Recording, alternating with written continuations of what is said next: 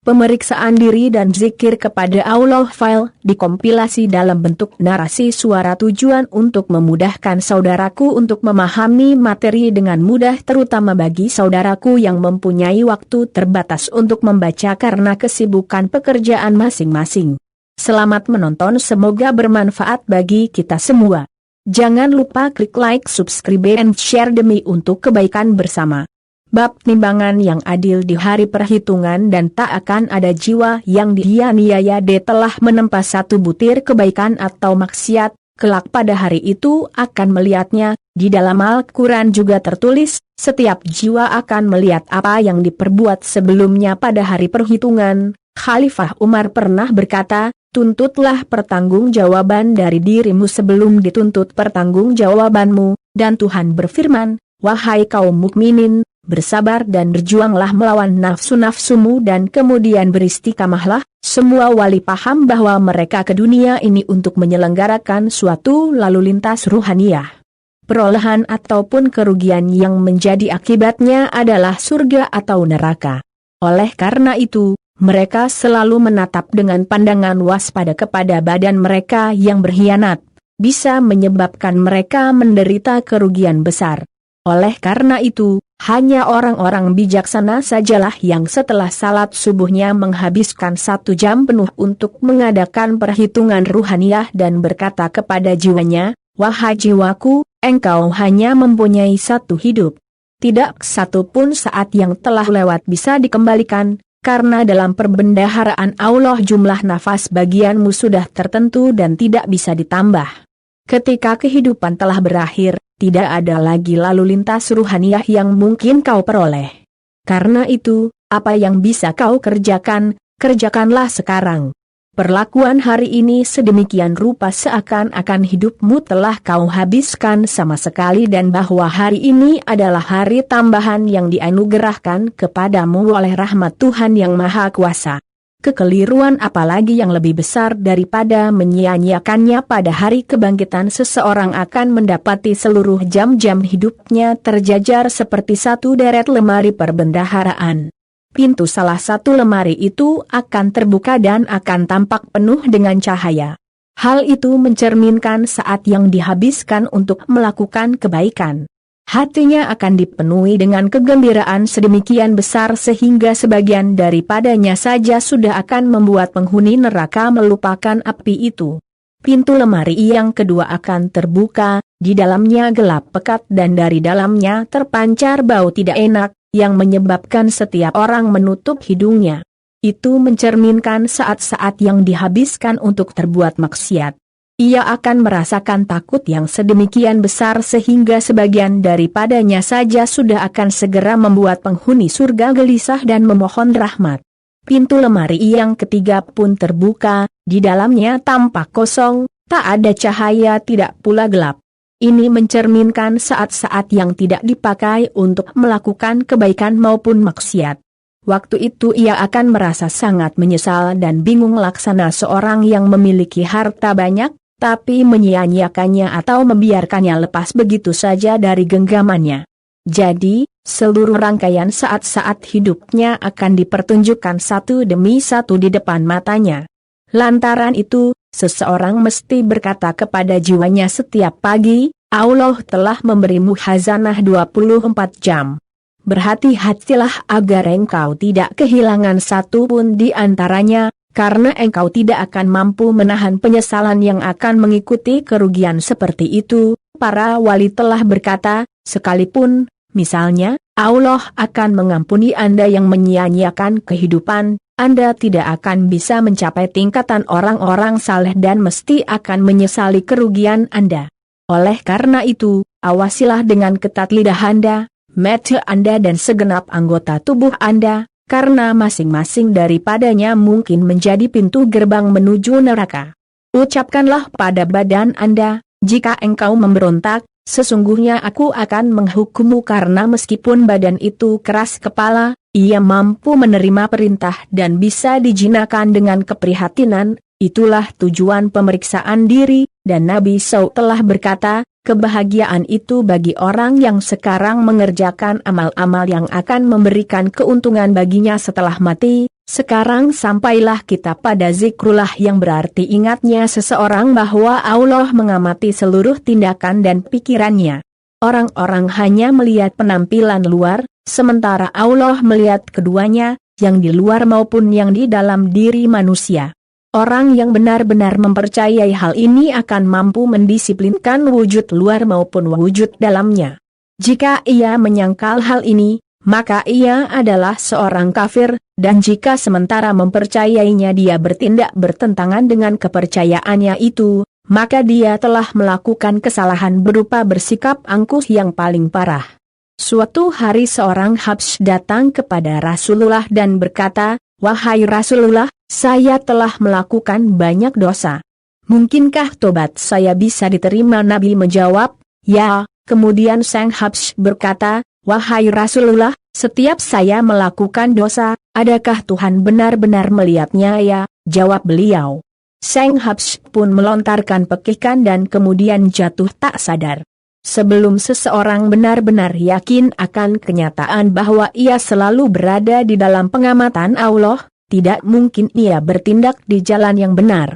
Seorang syekh suatu kali mempunyai seorang murid yang ia sayangi lebih dari yang lain, sehingga membangkitkan rasa iri mereka. Suatu hari sang syekh memberi masing-masing muridnya seekor unggas dan memerintahkan mereka untuk pergi dan membunuhnya di suatu tempat yang tak ada yang bisa melihat. Sesuai dengan itu, setiap muridnya membunuh unggasnya di tempat yang tersembunyi dan membawanya kembali, kecuali murid syekh yang paling disayanginya itu.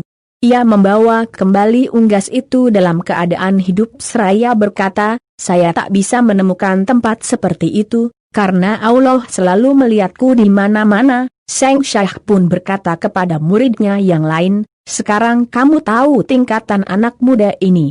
Ia telah mencapai tingkat selalu mengingati Allah." Ketika Zulaikha menggoda Yusuf, ia menutupkan kain ke atas wajah berhala yang biasa disembahnya.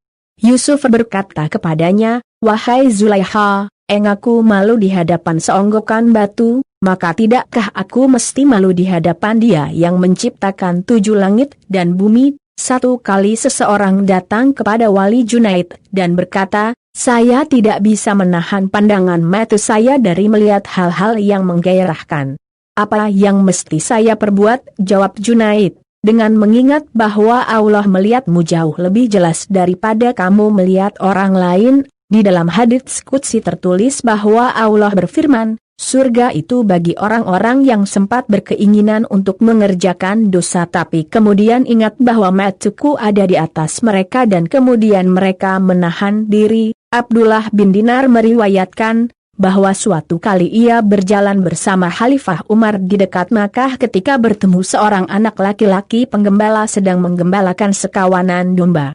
Umar berkata kepadanya, "Jualah seekor domba padaku." Anak laki-laki itu menjawab, "Domba-domba ini bukan milikku, tapi milik tuanku." Kemudian untuk mengujinya, Umar berkata, "Engkau kan bisa berkata kepadanya bahwa seekor serigala telah menyambar salah satu di antaranya, dan dia tidak akan tahu apa-apa mengenai hal itu." "Tidak, memang dia tak akan tahu," kata anak itu, "tapi Allah akan mengetahuinya." Umar pun menangis dan mendatangi majikan anak laki-laki itu untuk membelinya dan kemudian membebaskannya sambil berkata, "Ucapanmu itu telah membuatmu bebas di dunia ini akan membuatmu bebas pula di akhirat." Ada 2 tingkatan zikrullah ini. Tingkatan pertama adalah tingkatan para wali yang pikiran-pikirannya seluruhnya terserap dalam perenungan dan keagungan Allah, dan sama sekali tidak menyisakan lagi ruang di hati mereka untuk hal-hal lain. Inilah tingkatan zikir yang lebih rendah, karena ketika hati manusia sudah tetap dan anggota-anggota tubuhnya sedemikian terkendalikan oleh hatinya sehingga mereka menjauhkan diri dari tindakan-tindakan yang sebenarnya halal, maka ia sama sekali tak lagi butuh akan alat ataupun penjaga terhadap dosa-dosanya. Terhadap zikir seperti inilah Nabi SAW berkata, orang yang bangun di pagi hari hanya dengan Allah di dalam pikirannya maka Allah akan menjaganya di dunia ini maupun di akhirat. Beberapa di antara penzikir ini sampai sedemikian larut dalam ingatan akan Dia, sehingga Mereka tidak mendengarkan orang yang bercakap dengan mereka, tidak melihat orang berjalan di depan mereka, tetapi terhuyung-huyung seakan-akan melanggar dinding. Seorang wali meriwayatkan bahwa suatu hari ia melewati tempat para pemanah sedang mengadakan perlombaan memanah. Agak jauh dari situ, seseorang duduk sendirian. Saya mendekatinya dan mencoba mengajaknya berbicara, tetapi dia menjawab, mengingat Allah lebih baik daripada bercakap. Saya berkata, tidakkah Anda kesepian? Tidak, jawabnya, Allah dan 2 malaikat bersama saya. Sembari menunjuk kepada para pemanah saya bertanya, mana di antara mereka yang telah berhasil menggondol gelar juara orang yang telah ditakdirkan Allah untuk menggondolnya? Jawabnya. Kemudian saya bertanya, jalan ini datang dari mana? Terhadap pertanyaan ini dia mengarahkan matanya ke langit, kemudian bangkit dan pergi seraya berkata, ya Rabi, banyak makhlukmu menghalang-halangi orang dari mengingatmu. Wali Shibli suatu hari pergi mengunjungi Sufi Tsauri. Didapatinya Tsauri sedang duduk tafakur sedemikian tenang sehingga tidak satu pun rambut di tubuhnya bergerak. Shibli pun bertanya kepadanya, dari siapa Anda belajar mempraktekkan ketenangan tafakur seperti itu? Tsauri menjawab, dari seekor kucing yang saya lihat menunggu di depan lubang tikus dengan sikap yang bahkan jauh lebih tenang daripada yang saya lakukan. Ibnu Hanif meriwayatkan kepada saya. Diberitakan bahwa di kota Sur seorang syekh dengan seorang muridnya selalu duduk dan larut di dalam zikrullah. Saya berangkat ke sana dan mendapati mereka berdua duduk dengan wajah menghadap ke Makkah. Saya mengucapkan salam kepada mereka 3 kali, tapi mereka tidak menjawab. Saya berkata, saya meminta dengan sangat, demi Allah, agar Anda menjawab salam saya. Yang lebih muda mengangkat kepalanya dan menjawab, wahai Ibnu Hanif, dunia ini hanya ada untuk waktu yang singkat saja. Dan dari waktu yang singkat itu hanya sedikit yang masih tersisa.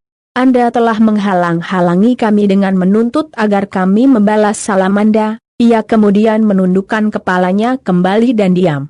Saya waktu itu merasa lapar dan haus. Tetapi keingintahuan akan kedua orang itu membuat saya seakan lupa diri. Saya bersembahyang ashar dan maghrib bersama mereka, kemudian meminta mereka memberi nasihat-nasihat ruhaniyah. Yang muda menjawab, wahai Ibnu Hanif, kami ini orang sengsara, kami tidak memiliki lidah untuk memberikan nasihat. Saya tetap berdiri di sana 3 hari 3 malam. Tidak satu patah kata pun terlontar dari kami dan tak seorang pun tidur. Kemudian saya berkata dalam hati, saya minta mereka dengan sangat, demi Allah, untuk memberi saya beberapa nasihat. Yang muda mengkasyaf pikiran saya, kemudian sekali lagi mengangkat kepalanya, pergi dan carilah seseorang yang dengan mengunjunginya akan membuat Anda mengingati Allah, dan menanamkan rasa takut akan Dia di dalam hati Anda, dan yang akan memberi Anda nasihat melalui diamnya, bukan lewat cakapnya. Itu semua adalah zikir para wali, yaitu berada dalam keadaan terserap keseluruhan dalam perenungan akan Allah. Tingkatan kedua dari zikrullah adalah zikir golongan kanan, ashabul yamin. Orang-orang ini sadar bahwa Allah mengetahui segala sesuatu tentang mereka dan merasa malu dalam kehadirannya. Meskipun demikian, mereka tidak larut dalam pikiran tentang keagungan-keagungannya, melainkan tetap sepenuhnya sadar diri. Keadaan mereka seperti seseorang yang tiba-tiba terperangah di dalam keadaan telanjang dan dengan terburu-buru menutupi dirinya. Kelompok tingkatan pertama tadi menyerupai seseorang yang tiba-tiba mendapati dirinya di hadapan seorang raja dan merasa bingung serta kaget. Kelompok tingkatan kedua menyelidiki dengan teliti semua hal yang terlintas dalam pikiran mereka, karena pada hari akhir 3 pertanyaan akan ditanyakan berkenaan dengan setiap tindakan. Kenapa engkau melakukannya? Bagaimana kamu melakukannya? Apa tujuanmu melakukannya? Yang pertama ditanyakan karena seorang semestinya bertindak berdasarkan dorongan, impuls, ilahiyah dan bukan dorongan setan atau badaniyah belaka. Jika pertanyaan ini dijawab dengan baik, maka pertanyaan kedua akan menguji tentang bagaimana pekerjaan itu dilakukan secara bijaksana atau ceroboh dan lalai. Dan yang ketiga, pekerjaan itu dilakukan hanya demi mencari ridha Tuhan ataukah demi memperoleh pujian manusia. Jika seseorang memahami arti pertanyaan-pertanyaan ini, ia akan menjadi sangat awas terhadap keadaan hatinya dan terhadap bagaimana ia berpikiran sebelum akhirnya bertindak. Memperbedakan pikiran-pikiran itu adalah hal yang sulit dan muskil dan orang yang tidak mampu melakukannya mesti mengaitkan dirinya pada seorang pengarah ruhani yang bisa menerangi hatinya. Ia mesti benar-benar menghindar dari orang-orang terpelajar yang sepenuhnya bersikap duniawi. Mereka itu agen setan. Allah berfirman kepada Daud AS. Wahai Daud, jangan bertanya tentang orang-orang terpelajar yang teracuni oleh cinta dunia, karena ia akan merampok kecintaanku darimu, dan Nabi Soh bersabda, Allah mencintai orang yang cermat dalam meneliti soal-soal yang meragukan dan yang tidak membiarkan akalnya dikuasai oleh nafsunya, nalar dan pembedaan berkaitan erat, dan orang yang di dalam dirinya nalar tidak mengendalikan nafsu tidak akan cermat melakukan penyelidikan. Di samping beberapa peringatan tentang penelitian sebelum bertindak, seseorang juga mesti dengan ketat menuntut pertanggungjawaban dirinya atas tindakan-tindakan masa lampaunya. Setiap malam ia mesti memeriksa hatinya berkenaan dengan apa yang telah ia kerjakan, demi melihat telah beruntung ataukah merugi ia dalam modal ruhaninya. Inilah yang lebih penting, karena hati itu seperti rekanan dagang yang hianat yang selalu siap untuk menipu dan mengelabui. Kadang-kadang ia menampakkan perasaan mementingkan diri sendirinya dalam bentuk ketaatan kepada Allah sedemikian rupa, sehingga seseorang menyangka bahwa ia telah beruntung padahal sebenarnya ia merugi. Seorang wali bernama Amiyah, berumur 60 tahun, menghitung hari-hari dalam hidupnya dan ia dapati bahwa hari-harinya itu berjumlah 21.600 hari. Ia berkata kepada dirinya sendiri, celaka aku, sekiranya aku melakukan satu dosa saja setiap harinya, bagaimana aku bisa melarikan diri dari timbunan 21.600 dosa. Ia pun memekik dan rubuh ke tanah. Ketika orang-orang datang untuk membangunkannya, mereka dapati ia telah mati. Tetapi sebagian besar manusia bersifat lalai dan tidak pernah berpikir untuk meminta pertanggungjawaban dirinya sendiri. Jika bagi setiap dosa yang dilakukannya, seseorang menempatkan sebutir batu di dalam sebuah rumah kosong, segera saja akan ia dapati rumah itu penuh dengan batu.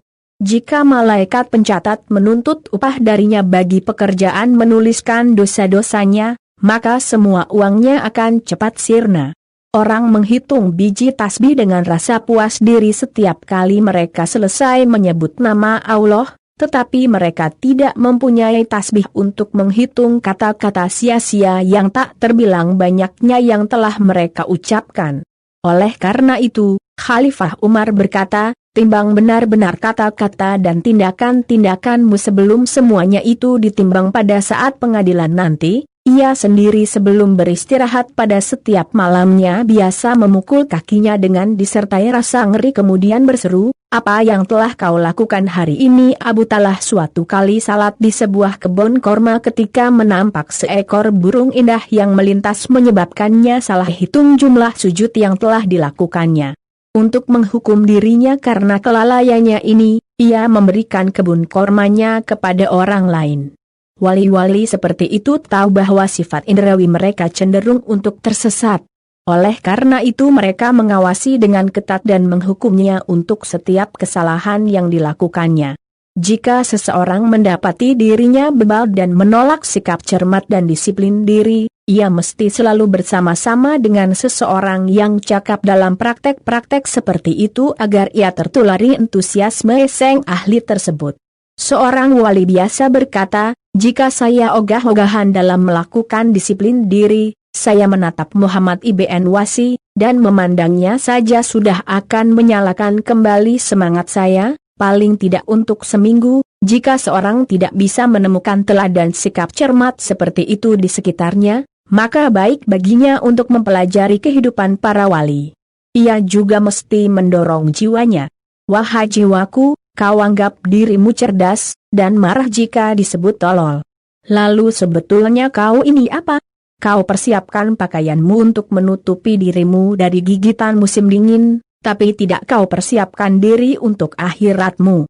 Keadaanmu seperti seseorang yang di tengah musim dingin berkata, saya tak akan mengenakan pakaian hangat, tetapi percaya pada rahmat Tuhan untuk melindungi saya dari dingin. Ia lupa bahwa bersamaan dengan menciptakan dingin, Allah menunjuki manusia cara membuat pakaian untuk melindungi diri darinya dan menyediakan bahan-bahan untuk pakaian itu.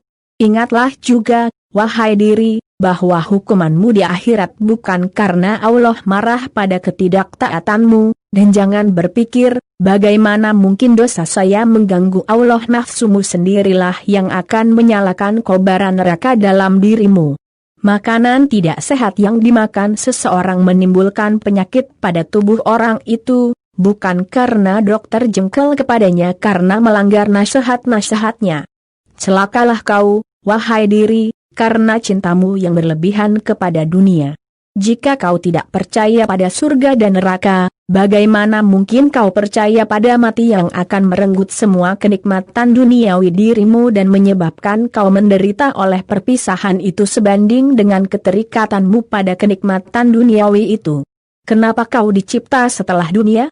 Jika semuanya, dari timur sampai barat, adalah milikmu dan menyembahmu, toh dalam waktu singkat semuanya itu akan menjelma menjadi debu bersama dirimu, dan pemusnahan akan menghapuskan namamu sebagaimana raja-raja sebelummu. Tetapi sekarang, mengingat bahwa kau hanyalah memiliki sebagian sangat kecil dari dunia ini dan itu pun bagian yang kotor daripadanya, akankah kau begitu gila untuk menukar kebahagiaan abadi dengannya? Permata yang mahal dengan sebuah gelas pecah yang terbuat dari lempung dan menjadikan dirimu bahan tertawaan orang-orang di sekitarmu. Ditulis oleh A.S. Hakim, terjemah kitab Kimiyatu Sa'adah Lil Ghazali. Terima kasih telah berkunjung ke channel kami, semoga bertambah keimanan dan ketakwaan kita, amin.